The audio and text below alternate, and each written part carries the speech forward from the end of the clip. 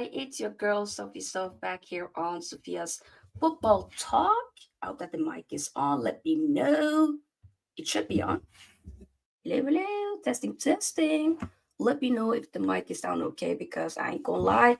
I think this computer is slowly but surely doing a madness right now, and I think it's having its final days with your girl. So I potentially might need to buy a new computer. So hopefully we can pull through with the stream. So we can consider doing that for next week. Oh, big up Travis. Thank you for that MUFC, Travis. Welcome back, everybody, to Sofia's Football Talk. Like I said, like this video here as you get in and subscribe to the channel if you haven't already, as we are on the road to 10K subscribers by the end of this year. So let's get it. Let's make it happen. And consider becoming an SFT member, another way to help support the channel's growth. You get a customized badge next to your name, customized emojis, sneak peek into upcoming content, exclusive content for only members as well. Once we get some more members in, so pick up to the ones that we do have, but you're also welcome to join if you want. Link in the description box, also pinned in the chat. Big up to Bart and big up to Travis. Obviously, this stream is going to be talking about the Leicester Man United game for tomorrow. But before we do that, I always love when it comes to these types of previews, these types of shows. I like to talk about anything Man United related in terms of news. So we got some. I mean, obviously, after I believe the reaction that I did on Thursday after the game against Real Sociedad. Good game. Happy about the result, of course. Advancing to the quarterfinal. We're now going to be facing Lyon. The first leg will be at their ground in France, and the second leg will be at OT. So going to be interesting. Ahead of, I believe after that game, I mean, obviously Dalot got himself a goal. He now is the fullback with the most goals, 8 in total, and the second most assists, 13 for Man United since Antonio Valencia and Ashley. When you think about the climate that we're in with a lot more attacking fullbacks, it's not that impressive, to be fair. If it was maybe back in the day, could have been a bit more impressive potentially with the stats, but I like to see football with my eyes. And maybe also, of course, have the stat to back it, because you need both. In my opinion, there needs to be balance. And for me, Dalot, unfortunately, compared to last season, he hasn't been good. And I feel like in this wingback role, if we want to progress for where we want to go, Dalot can't be one of the fullbacks. I mean, wingbacks, I should say. No, he can't be. He can't be. Maybe you could try him as a right center back, maybe, but as a wing back, no. So I don't know. He might just be a backup potentially, but at some stage we should probably move on, because I think sometimes people forgetting he's been here for a long time as well, alongside a couple of other players that we've had for a long time. Yeah, let's talk about some Man United related transfers. Man United transfer priorities under manager Ruben Amorim this summer will include a striker, attacking midfielder / a number 10 midfielder due to Casemiro's departure, and a center back. This was reported by Fabrizio Romano. And then we have another source of, I think this is how you pronounce that, I could be wrong, Fihayes? I could be wrong. I could be very, very wrong. They're saying Ruben Amorim reportedly wants to offload 10 Man United players this summer, meaning Rasmus Hojlund, Casemiro, Christian Eriksen.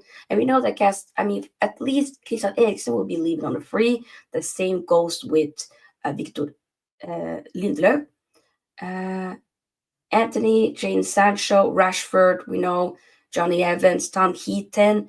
The one that I was a bit shocked by was Mason Mount, that he wants to offload. Like, the manager himself after the press conference yesterday, he loves Mason Mount, and I have some quotes as Mason Mount is back on, who will be back in the match day squad for tomorrow. We will probably see him for a few minutes even against Leicester.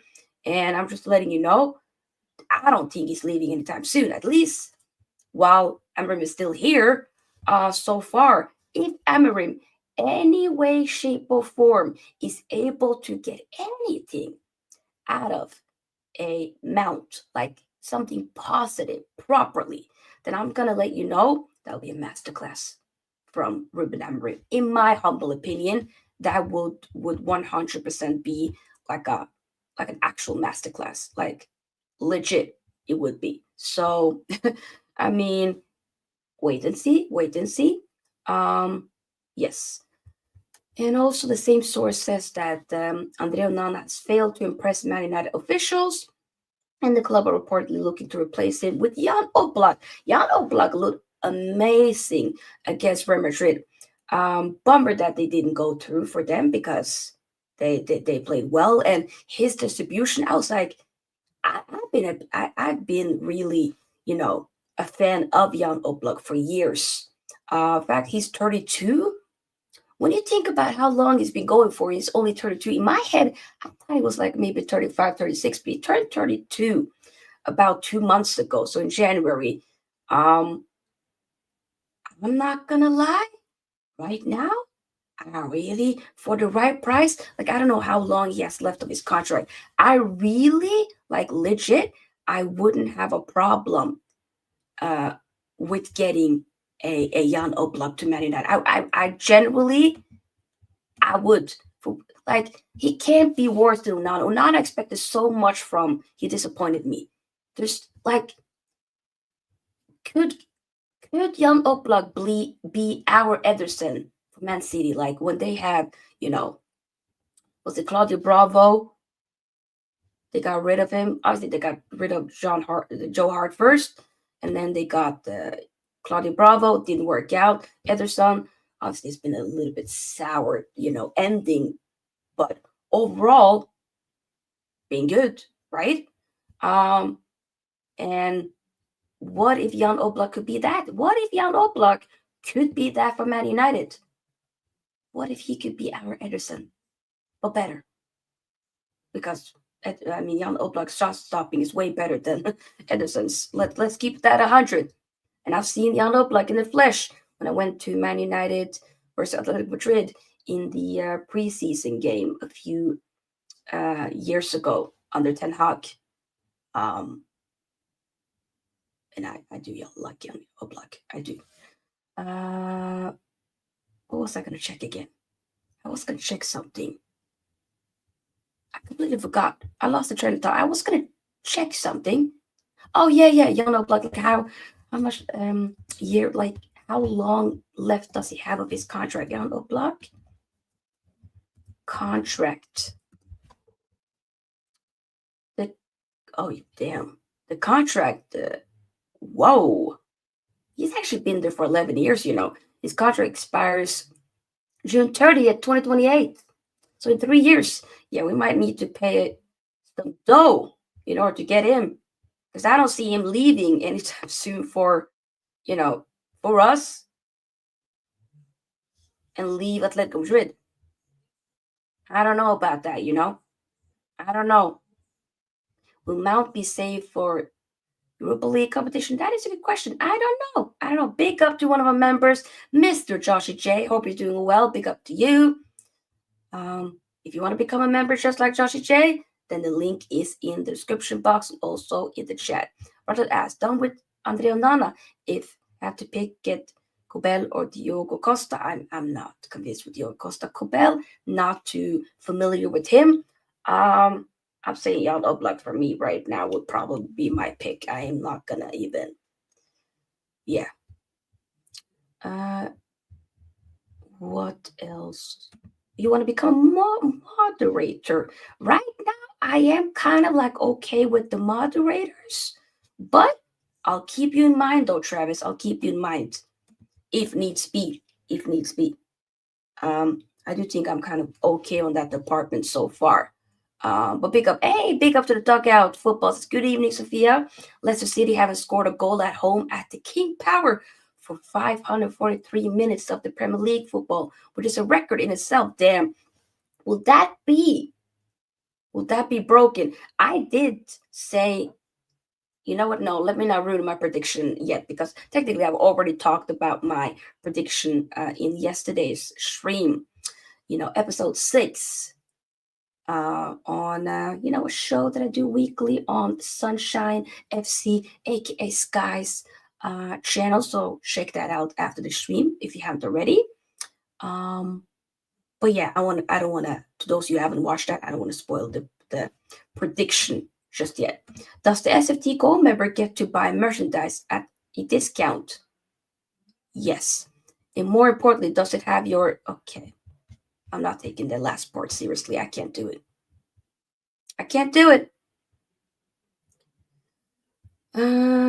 Okay. Now, Travis, he's trolling. Ignore him. Ooh, Reinders. He signed a new contract, though, did he not? So, yeah. No, Travis, we hate Liverpool. I don't know about y'all, but I hate Liverpool. Travis,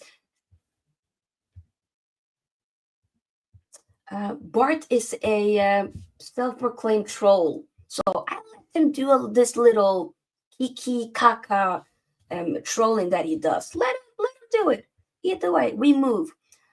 Crystal Palace, Jean-Philippe Mateta is one of the 5 strikers Man United have shortlisted for the summer, including Victor Osimhen, Benjamin Sesko, Victor Gyökeres, and Liam Delap are also in the list. Source is Team Talk. I mean, I ain't gonna lie.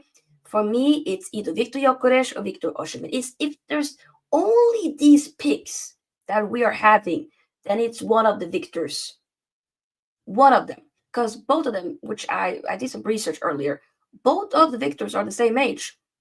I mean, Victor Osimhen is just, he's a few months younger. Same age, but a few months younger than a Gyökeres, which I found out. I don't know why. In my head, I thought Victor Osimhen was maybe a year or 2 years older than Victor Gyökeres, but no, actually the same age. So yeah, that's quite interesting. Either way, I would be happy with either of them. But we have to get a striker. We have to 100% get a striker in before the summer window ends next season. We need a striker ASAP. We do. Get the likes up, by the way, people. To those of you watching, get the likes up ASAP. We got 4 likes. I think we can do better than that. 100%. I mean, we should do better than that. Like, literally, we should. So, yup. Yes, we do need a center back, right wing back, 100%. Yes. Man United are also eyeing up the potential of 40 million transfer of Southampton's Tyler Dibling this summer. He's unhappy and wants to leave Southampton. Reported by Ekrem Kulnur from Cut Offside. So you might believe it. Man United are the latest club ready to try a transfer move for Nico Williams this summer. United will likely sell Rashford and Anthony this summer, and there are even question marks about Garnacho. Yes, Frimpong does look good. We will talk about him as well. He does look. Ooh. Alaba, I love Alaba, but he's too injury prone. Man United, Man City, and Barcelona, as well as Real Madrid, are interested in Jeremy Frimpong, who is expected to leave by Leverkusen this summer. So there are, a couple of big deals that could be made this summer. I would love a Jeremy Frimpong. I talked about him last season. I would love him. I talked about him even when we weren't playing wingbacks. I said, hey, bring him. People said, no, it's more of a wingback. Now, as we use wingbacks, why not get him? You have a Dorku on the left wingback, and you have a Frimpong on the right wingback. Why not? Why not? I think that would be wonderful, in my opinion. So I hope we can make that happen, 100%. By the way, to those of you who aren't aware, since we are talking about right wing backs, we were heavily linked to Giovanni Quenda, who plays for Sporting. One of Ruben Amorim's trusted men. 17-year-old, I think he might have turned 18, but still, obviously, very young. And I think he got his debut under Amorim as well. He now will be going to Chelsea. That suddenly yesterday, early morning, I believe it was. That's came out of nowhere. Boom, deal was made. He won't join them until basically next year, so in 2026.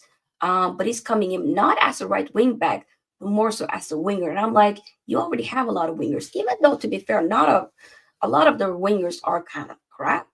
I mean, they are seemingly not going to try it out by, say, James Sancho is what it's looking like for a Chelsea. We're probably taking him back, so we have to wait and see with that.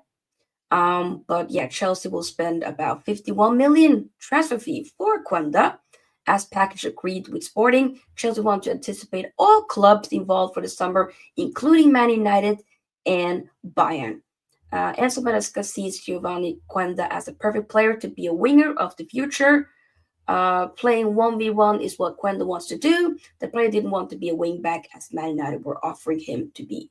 Chelsea were pushing a lot on this point. So yeah, they got him, and we move. If that means that we get Frimpong instead, then hey, I would love to get a Dumfries, but he signed a new contract which will be running until 2029, if I'm not mistaken. So he's pretty happy at Inter, and I don't see Dumfries leaving. I would love him. I mean, I think he gets sometimes a bit too much of like harsh criticism, in my humble opinion. I do think he does. So, I actually do. I'm one of the maybe very few that actually do like a Denzel Dumfries. Sorry, I lost my slipper.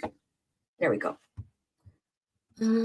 Yes, so let's get into the actual game. Let me read some comments.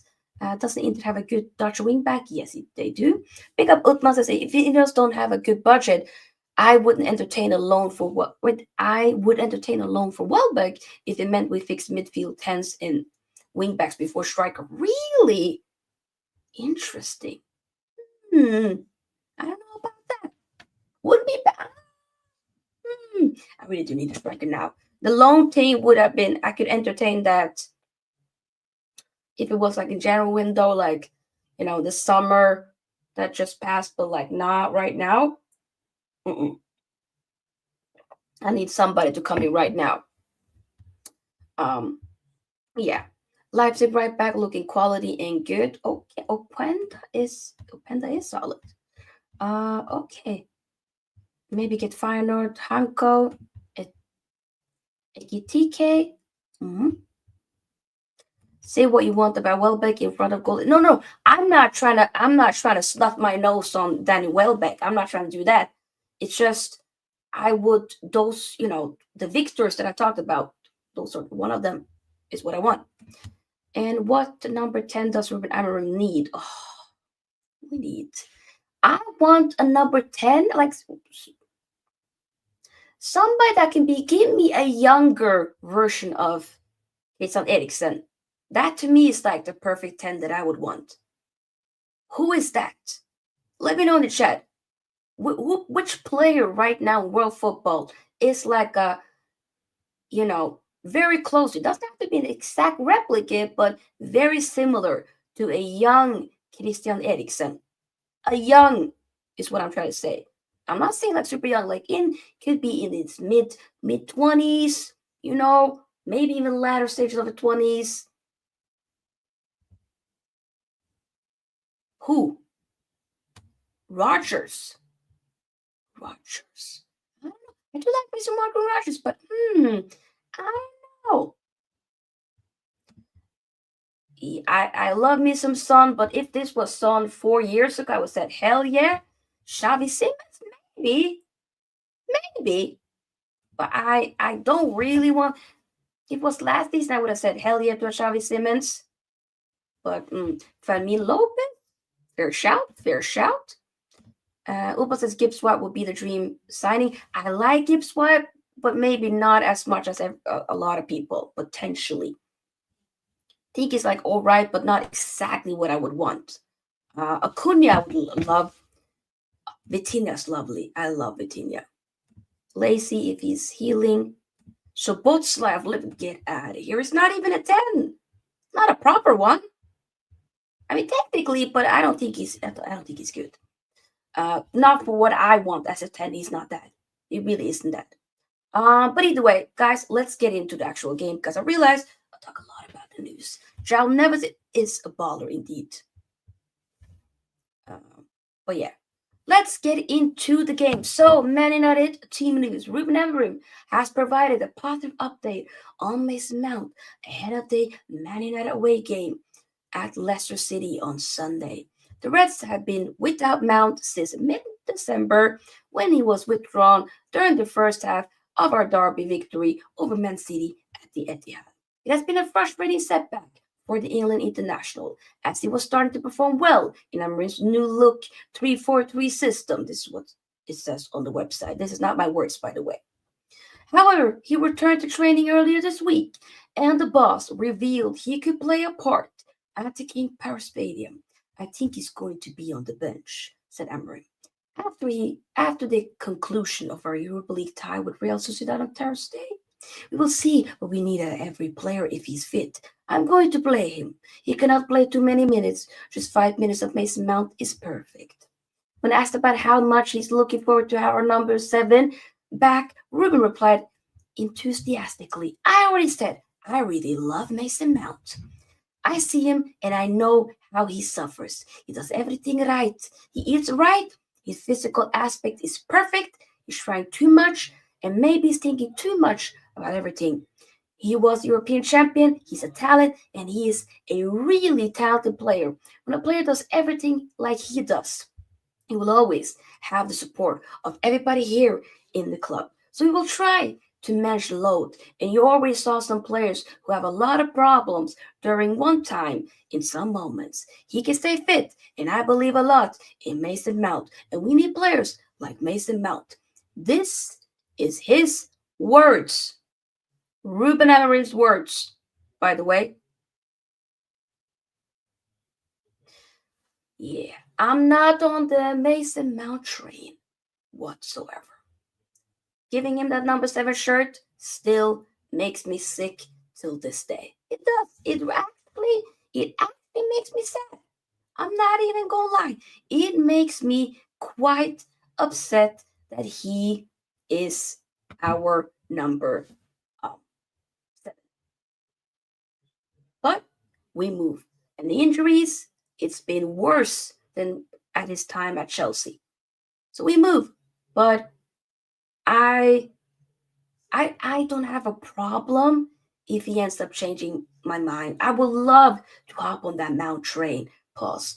I would love for Mason Mount to start cooking. I would nothing more for him to generally start cooking. But I don't know.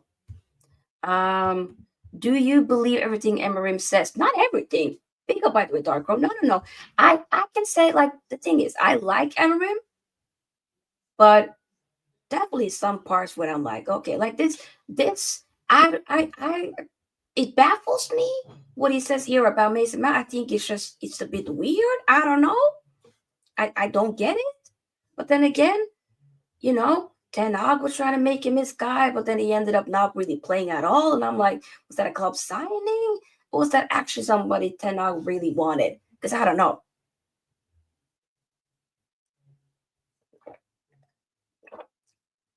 So, I don't know. What's your thoughts on Dorgu, honestly? I like him. Do you hate Bruno? Bruno might rail me back. I don't hate players. He can annoy the crap out of me, but I don't hate him. He might, if he keeps doing what he's doing, he might slowly but surely get me back. And I'm not going to sit there and act like I'm not a flip-flop. I am.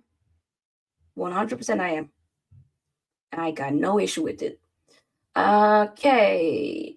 He also says, so we will try to manage. Wait, I did read that. Earlier this week, Amorim ruled Linioro out until April, while Harry Maguire also a doubt for the clash with his former club.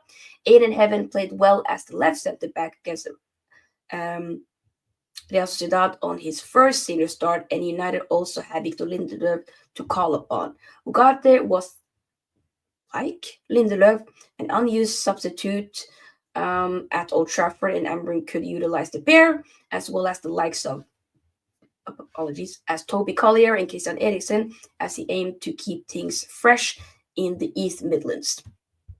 Leicester team news: the Foxes are close to having a fully fit squad, as Ricardo Pereira was able to return from long-term hamstring injury during Sunday's 1-0 defeat at Chelsea. The Portugal fullback was introduced in the closing minutes by manager Ruud van Nistelrooy for his first appearance since early November. Abdul Fatawu is the only known absentee, as he has a season-ending knee injury, but the relegation battlers could afford to leave the likes of Hudson Edouard, Oliver Skip, Yannick Vestergaard out of the matchday squad at Stamford Bridge. Van Nistelrooy has switched to using a back five in recent weeks, amidst a difficult run of form which has seen the team lose each of their last 5 league games without scoring. Yeah, I think in Ruud might have been a bit too soon for you to put, to get into the Premier League as a manager coach.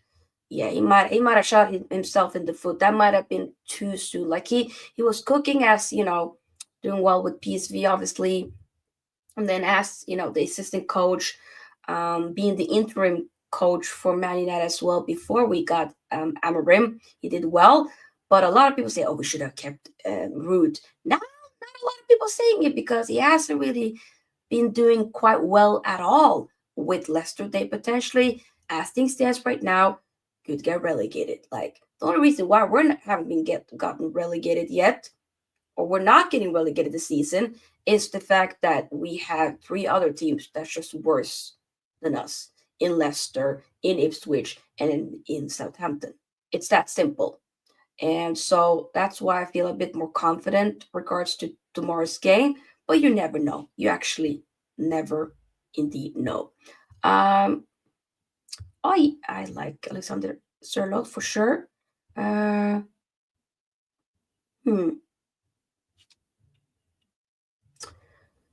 Do you see a way back for Zirkzee? Do you see him as the Premier League striker? Should United try to get the lad from Ipswich? A way back, he is playing and he's actually doing very well. It's just more so like as a striker, I don't see him as a striker. I see him as one of the 10s, and he's done brilliantly so far with that. He just needs to work on the finishing. If he does that, and he can score more, hopefully a couple of goals here and there, get some assists here and there, then you know what? Come on. We got something. In regards to whether or not we should try to get the lab, I'm saying no. Good player, but not for what I want. You like F1? No. Not really interested in F1. To be fair, do you like Cunha? Yes, I love me some Cunha. I would love to get Cunha. First and foremost, wonderful player. Also beautiful to look at. So it's a win-win. Let's look at the potential starting lineup for tomorrow's game. So Onana obviously in goal. Euro is, we won't see him until April, as we're getting into international break next week. So, I'm gonna say Heaven starts, Lindelöf in the middle, and the Ligt as a right center back. And then since Dorgo isn't, which is unfortunate, Dorgo isn't available for this game. This is the last of his 3-match suspension. We will have to see Dalot as that left wing back and Mazraoui as the right wing back. And Mazraoui did wonderful as a right wing back against Arsenal last weekend. So I think he could do a good job as well. Bruno Casemiro, and then Zirkzee Garnacho. I think Garnacho in that right 10 role has kind of given opportunities for Zirkzee to flourish in that left 10 role as well. Bruno keep doing his thing. Casemiro has been brilliant as well. So, and I said Cheeto up front, but in my mind, I think we might probably see Hojlund again. But I hope we can maybe get some more minutes for a Cheeto. That would be great, as he didn't play against Arsenal last week. We obviously didn't see him in any of the Europa League games. We haven't seen him for 2 weeks, so I would love to get some proper minutes for a Cheeto. Would you prefer Ahmad as number 10 or as the right wing back? I would prefer Ahmad as the number 10. But we know that he occasionally can play as a right wing back, so nice option to have.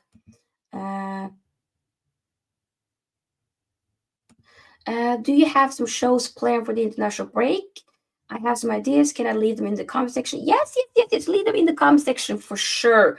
What you could do, Bart, you can write them here, and maybe also when we're done with the stream, definitely, if you have time and you want to, feel free to write. And that goes to everybody here. Like whatever, if you have any particular videos that you would like to see, let me know, and I can see what I can do. And yeah, because I do need some content ideas for next week. I'm planning some, but if I can get some more ideas, do let me know. Anything in particular you want to see, especially when it's the international break, not much to talk about. We kind of need something, you know? Darkrow, when it comes to, sometimes I can trust him. I can trust the guy. It's just waffling sometimes, but hey, yes, Shiro can't play in the UEL, unfortunately. But yeah, so let me know before we slowly wrap up the stream, let me know your score prediction right now, live in the chat. Let me know ASAP your score prediction, and I will give mine as well. And of course, keep liking the video and subscribe to the channel. We're literally right now 5 subscribers away from basically 5,400 subscribers. It's been a bit, unfortunately, very slow the last few months, but we keep moving and we ain't giving up. You trust me? Yeah. 3-1 Man United, says Travis.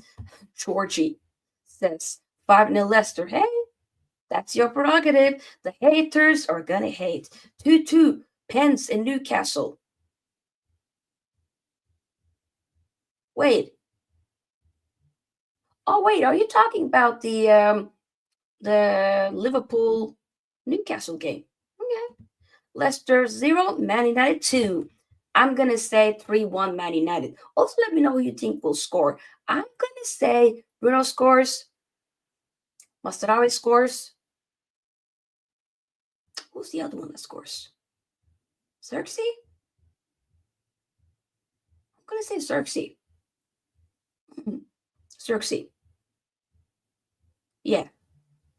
Those are my goal scores. And for Leicester, I'm gonna say like Vardy scores. Oh, you did the Carabao Cup prediction. That's fine. You don't need to be sorry. Oh, this is the 5th time we're playing Leicester. 5th time. We played them a lot this season. I'm even tired. We've gotten the better of them, so hopefully we can do it one last time this season, getting the better of them. That would be great. But yeah. So guys, I will be back live tomorrow, straight after the Leicester United game. It's gonna be a late night kickoff here in Norway at 8 p.m. Kind of what I wished you. It's been very slow with football today, and there's so many good games tomorrow. I just wish that some of them were today, but it is what it is. So I will be live right after that. Make sure you check out the FPL video that I posted yesterday, and I will right now film a preview for the Atalanta Inter the game and post that as fast as I can, as soon as I can for you guys, as that will be a big title decider game for tomorrow. Big up United guys and Sofia, do you ever get offended by men saying you don't know anything about football? You know what? I haven't haven't gotten that in a long time. Maybe, I mean, especially not on YouTube. To be fair, like a lot of it, you know, the bad vibes get filtrated away, like bad comments, especially like when it comes to live streams, only subscribers can be able to comment. A lot of them is positive. When it comes to men saying that stuff, often it's been more so on TikTok. When I was doing a lot of TikTok, I don't get offended. I just laugh because I know ball. I don't know everything, but I know a lot of ball. Pause. I love talking all things football. You know, I work with kids at a school, and a lot of the boys love discussing football with them, and they don't look at me and think, "Oh, you're a girl, you're a woman that you talk about football." That's it's never like they think that I don't know. Like they know I know ball. Like there's never. This is like what I'm saying. Like they don't have that misogynistic sexism even at that age. Like they don't. They just are like, oh, you're a person that love football. Cool. I don't care if you're a girl. I don't care if you're a guy. Like it doesn't matter. Football is so like it's universal. So I don't get offended anymore. I just laugh. I comments like that. I try to always like respond. Often be nice so that they know that they're dumb because they want to get a reaction. Why give them the reaction?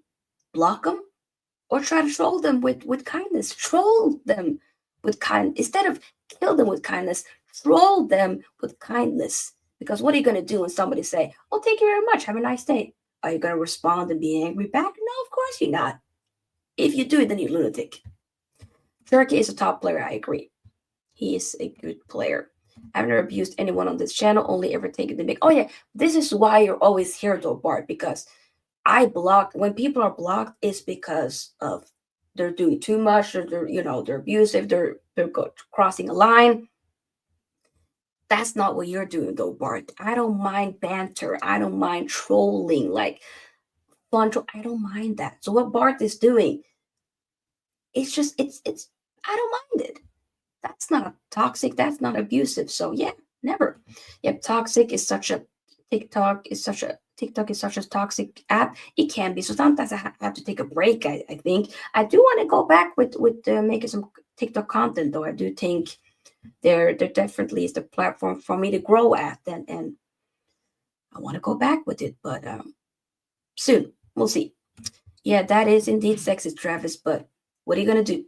Yeah, that age, they just want to talk about, and just enjoy football. Exactly. They don't care. They don't care. That's what it is. It's a good question though, United Kai. Hope you're doing well. Great question. Yeah. I think I will probably be doing a Q&A next week during the international break so that you guys can ask me a lot of sort of different stuff. And it could be, questions about that. I don't mind that at all. But big up everybody that's been here. Thank you so much for spending your Saturday, or maybe it's even Sunday, depending on where you are in the world. But hope that you guys are having a good time. Make sure that you are subscribed and have on the notification bell button so that you don't miss any upcoming content that I will be having dropping on Sofia's Football Talk. Like this video here on your way out, and consider becoming an SFT member. Link is in the description box and also pinned in the chat. I'll see you guys soon.